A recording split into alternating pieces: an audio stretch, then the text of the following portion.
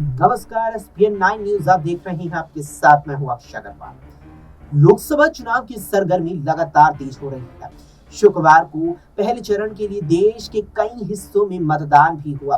बिहार में भी चुनावी तापमान इस बीच लगातार बढ़ रहा है और ऐसे में बीजेपी गठबंधन और आरजेडी गठबंधन के बीच बयानबाजी भी बढ़ गई है। बिहार में कई सीटों पर रोचक मुकाबला है। इन्हीं में से एक सीट है पाटलिपुत्र सीट। इस सीट पर एक बार फिर मीसा भारती का मुकाबला रामकृपाल यादव से है।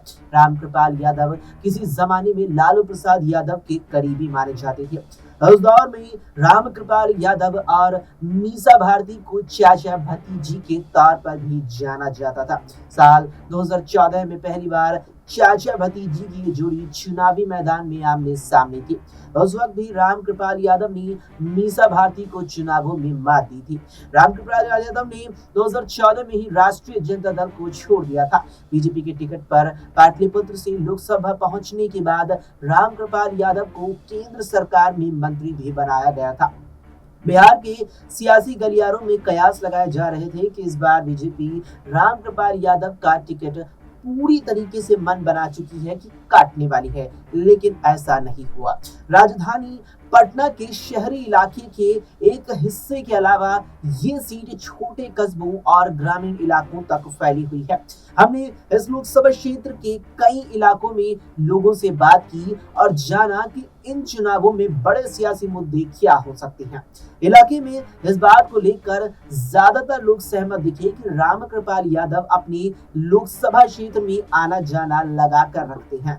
हालांकि साल 2019 के मुकाबले 2014 के लोकसभा चुनावों में रामकृपाल यादव की जीत ज्यादा बड़ी थी।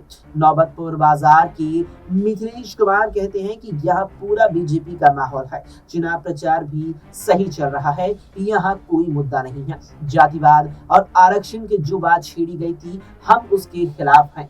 मोदी सरकार के 10 साल पूरे होने और एनडीए के सहयोगी नीतीश कुमार के करीब 20 साल से राज्य की सत्ता में होने से क्या रामकृपाल यादव को एंटी इनकम्बेंसी यानी सत्ता विरोधी रुझान का सामना करना पड़ सकता है? रामकृपाल यादव इस सवाल के जवाब में दावा करते हैं कि कोई भी एंटी इनकम्बेंसी नहीं है। मोदी पर लोगों का भरोसा बरकरार है। मोदी ने ईमानदारी से काम किया है। बिहार मुख्य धारा में नहीं था। राज्यों को आगे बढ़ाने के लिए केंद्र सरकार ज्यादा पैसे भी दे रही है। पहले पैसों की लूट होती थी और अब काम होता है।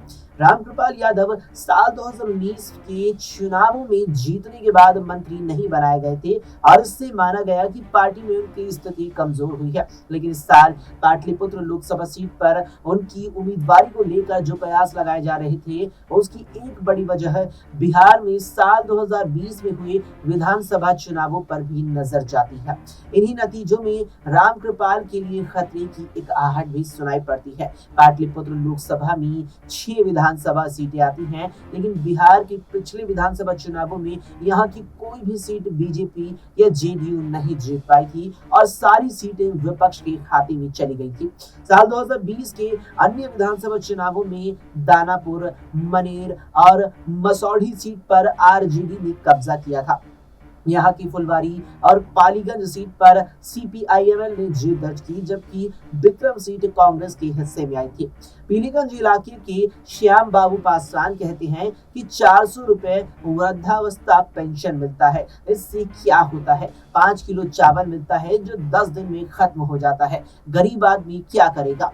हम आगे कैसे बढ़े, ये दिमाग दीजिए, हमें भी पढ़ा दीजिए और बताइए कि आगे कैसे बढ़ेंगे।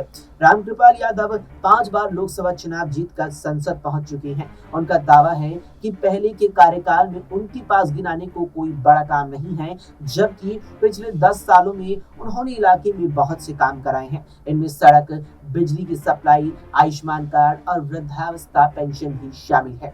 उनको ये भरोसा है कि काम की वजह से वो इस बार के चुनावों में जीत हासिल कर ही लेंगे।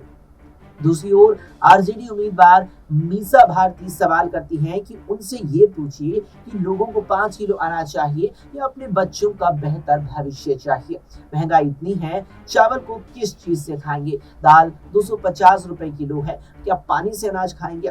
5 किलो अनाज भी तो 4 दिन में खत्म हो जाता है। मीसा भारती फ्री के अनाज से ज्यादा लोगों के लिए रोजगार और युवाओं के लिए नौकरी की जरूरत पर जोर देती है।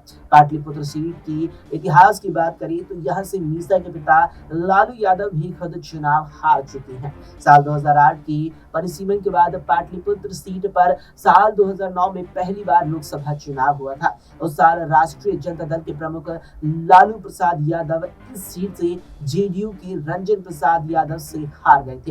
यानी पाटलिपुत्र लोकसभा इलाके में यादवों की बड़ी तादाद के बाद भी लालू प्रसाद यादव और उनका परिवार लगातार 3 चुनावों से इस सीट पर हार का सामना कर रहा है।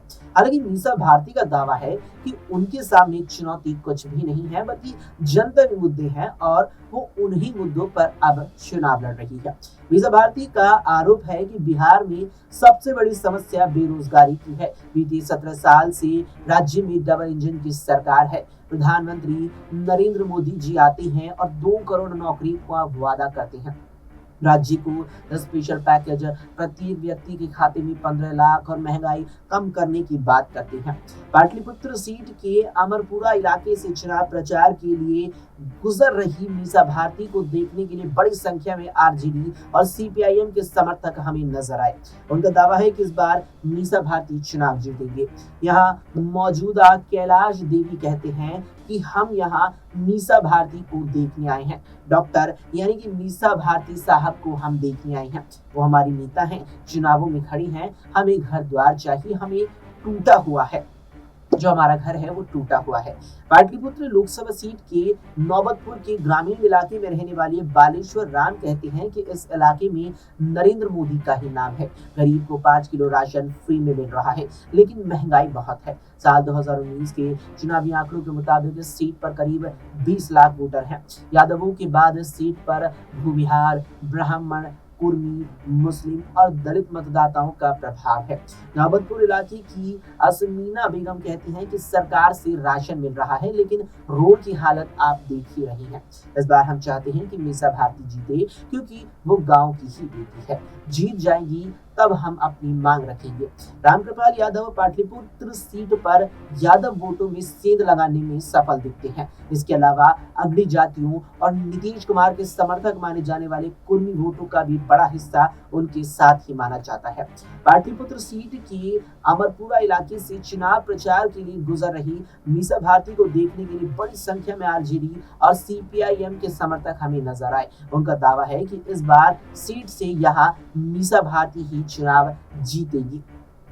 यहाँ पर जो मीसा भारती के समर्थक हैं वो उन्हें डॉक्टर साहब कहकर पुकारते हैं, यानी कि मीसा भारती को वो डॉक्टर ही मानते हैं, क्योंकि जिस तरीके से दिल्ली में उन्होंने यहाँ पर एमबीबीएस की पढ़ाई की है, उसके बाद से बिहार में बड़ा तबका है जो मीसा भारती को अभी भी छोटी बहन या अपनी बेटी के समान और एक डॉक्टर के रूप में ही देखता है।